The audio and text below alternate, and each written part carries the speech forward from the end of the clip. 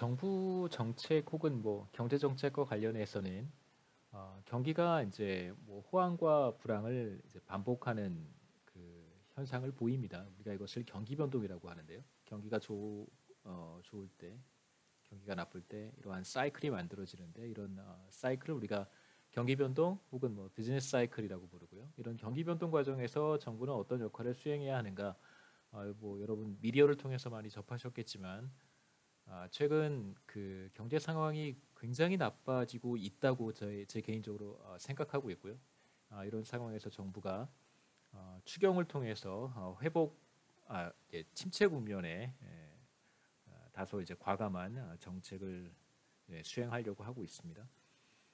두 번째로 정부의 경기 부양책이 경제 전체에 어떤 영향을 미칠까? 뭐 경기 부양책은 기본적으로 정부 지출의 형태를 띠게 되는데 경제 전체에 어떤 영향을 미칠까 굉장히 이제 중요한 이슈고요. 과연 경기를 얼마나 부양할 수 있을까?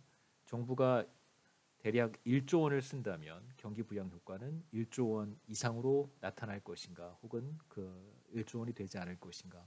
이런 문제가 될 수 있고요. 똑같은 정책으로 매번 같은 효과를 볼 수 있을까? 이제 과거에 우리가 비슷한 경기 침체 상황에서 정부가 확장적 재정 정책이라고 하는 것을 사용을 했는데 뭐 추경이라고 하는 것이 기본적으로 확장적 재정 정책입니다. 이런 정책이 효과가 있었던 경우도 있고 효과가 그다지 크지 않았던 경우도 있는데 매번 우리가 같은 효과를 예상할 수 있을까? 이런 질문도 해볼 수 있고 정부 적자가 누적돼서 국가 채무가 늘어날 경우 어떤 문제가 생길까? 지금 이제 계속 온고잉 디베이트는 바로 추경을 늘려야 한다. 혹은 몇 조 원을 증액해서 추경을 해야 된다라고 하는 주장이 있는데 이제 그러한 주장에 대한 반대 주장 중에 하나가 재정 적자가 누적돼서 정부가 국가 채무, 그러니까 국고채를 발행을 해서 자금 조달을 해야 되는 것이고요. 자본시장에 나가서 정부가 채권을 발행한 다음에 자본시장으로부터 자본을 조달해서 그 돈을 정부 지출에 사용을 하게 될 텐데 그렇게 되면 이제 정부가 채권을 추가로 발행을 해야 되고요. 그 채권은 누군가가 금융시장에서 매입을 할 텐데 5년 뒤, 10년 뒤 혹은 20년 뒤에 그 채권은 반드시 정부가 상환을 해야 됩니다.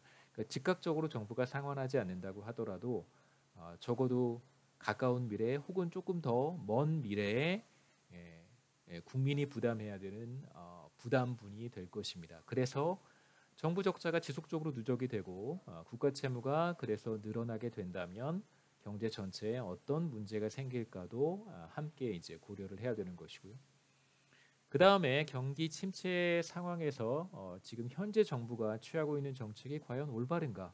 이런 조금은 우리가 이런 판단을 노머티브한 판단이라고 부르는데요. 뭐 파지티브한 판단도 우리가 해볼 수 있고 우리가 이런 것 기본적으로 노머티브한 규범적인 판단을 한번 해볼 수도 있습니다.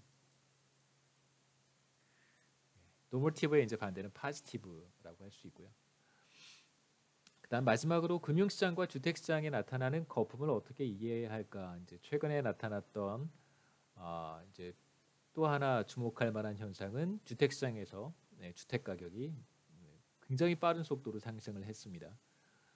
우리가 이런 현상들 또 이제 어떤 이제 경제학자들은 국내 경제학자들은 주택시장이 가파르게 주택 가격이 가파르게 상승하는 현상을 보고 수도권 지역에서는 거품이다 이렇게 이제 진단을 하기도 했는데요. 만약에 그것이 거품이라면 이걸 우리가 어떻게 이해해야 할까?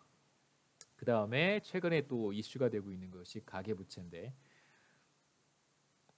그 지난달에 한국은행에서 금융통화위원회에서 금리를 결정을 합니다. 금리를 뭐 동결할 것인지 인상 혹은 인하할 것인지를 결정을 하는데 금융통화위원회에서 지난달에 금리를 동결을 했습니다. 제 생각에는 가장 중요하게 봤던 것이 코로나 바이러스로 인한 경기 침체는 비교적 오래가지 않을 것이라고 판단을 했던 것 같고 오히려 이제 주택 시장이 지나치게 과열되어 있는 상황을 우려한 나머지 금리를 인하하지 않고 이제 동결을 했다고 생각이 되고 지금 이제 아마 긴급하게 금융통화위원회가 소집이 돼서 금리를 인하할 것이라고 예상이 됩니다. 한 0.5% 포인트까지는 조금 아닐 것 같고 그 정도까지는 아닐 것 같고 0.25% 포인트 정도 인하할 거라고 예상이 됩니다. 그래서 지난 금통위 회의에서 금리를 동결했던 이유는 아마도 빠르게 늘어나고 있는 이제 가계부채 때문이 아니었나 이런 생각을 이제 개인적으로 했고요. 많은 사람들이 비슷한 의견을 가지고 있는 것 같습니다. 자, 이어서 우리가 이제 거시경제학에서 관심을 갖는 이제 경제 변수들이라고 하는 것이 있는데 우리가 지금까지 주제별로 뭐 경제 전반, 노동시장, 고용, 금융시장, 외환시장 나눠서 봤던 것처럼 경제 변수들도 이렇게 비슷한 카테고리로 묶어서 한번 생각해 볼 수 있습니다. 경제 전반에 걸쳐서 거시경제학이 관심을 갖는 혹은 뭐 거시경제학자들이 관심을 갖는 변수라고 한다면 1인당 GDP, 그 다음에 GDP의 성장률 혹은 뭐 증감률이라는 표현을 쓰기도 합니다. GDP가 늘어나기도 하고 줄어들기도 하니까요. 경제 위기 상황에서는 경기 침체 상황에서는 줄어들기도 합니다. 반드시 줄어드는 것은 아니지만 경기 침체라고 해서 GDP가 줄어드는 것은 아닙니다. 성장세가 둔화돼도 우리가 경기 침체라고 얘기하기 때문에 그 다음에 물가 상승률 혹은 뭐 인플레이션율, 그 다음에 뭐 재고 증감률 이런 것들을 우리가 경제 전반에 걸쳐서 살펴보는 경제 변수라고 할 수 있고 두 번째로 노동시장과 고용과 관련해서는 고용률, 그 다음에 실업률, 그 다음에 일자리 창출과 소멸 이런 것들을 측정을 해서 같이 살펴봅니다. 고용률이라고 하는 것은 이제 15세 이상 인구 중에서 취업자들의 비율을 얘기하는 것이고 실업률은 경제활동 인구 중에서 실업자들의 비중입니다. 그래서 전체 이제 고용과 관련한 지표를 산출할 때는 전체 인구를 보지 않고 반드시 이제 15세 이상 인구를 이렇게 살펴보고요. 15세 이상 인구 중에는 일을 하는 사람들이 이렇게 있을 수 있고, 그렇죠? 일을 하는 사람들이 있고, 그 다음에 실업 상태에 있는 사람이 있습니다. 그 다음에 나머지 사람들은 일을 하는 것도 아니고, 그 다음에 잡서치를 하는 것도 아닌 그런 사람들이겠죠. 이런 사람들을 우리가 비경제활동 인구라고 부릅니다. 일도 하지 않고 구직 활동도 하지 않는 사람들은 비경제활동 인구, 제가 줄여서 비경활이라고 썼습니다. 그러면 이쪽이 비경활이면 이쪽은 경제활동 인구가 되겠죠. 그래서 일을 하고 있는 취업자들과 실업자들을 묶어서 우리가 경제활동 인구라고 합니다. 제가 펜이 없어서 그냥 경활이라고 줄여서 쓰겠습니다. 그래서 고용률이라고 하는 것은 이 전체 인구 중에서 취업자들의 비중을 얘기하는 것이고 분모가 이 전체 15세 이상 인구가 되는 것이고요. 그다음에 실업률은 여러분 잘 알고 계시듯이 분모가 이 전체가 아니라 취업자들과 실업자들, 경제활동 인구가 분모가 됩니다.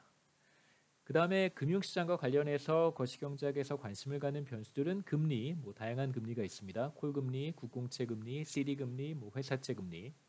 그 다음에 위험 프리미엄, 주가지수라고 하는 것이 있는데 뭐 주가지수는 여러분 다 잘 알고 계실 것 같고 위험 프리미엄이라고 하는 것이 우리가 금융자산을 굳이 우리가 구분하자면 안전자산이라고 하는 것과 무위험 자산이라고 부르기도 합니다. 리스클리스 에셋이라고 해서 위험 정도가 굉장히 낮은 그런 금융자산이 있고 위험 정도가 굉장히 높은 금융자산이 있습니다. 위험 자산이겠죠. 그래서 무위험 자산이 무엇인가라고 하면 대표적으로 국가가 발행하는 채권. 웬만해선 국가는 잘 망하지 않으니까요.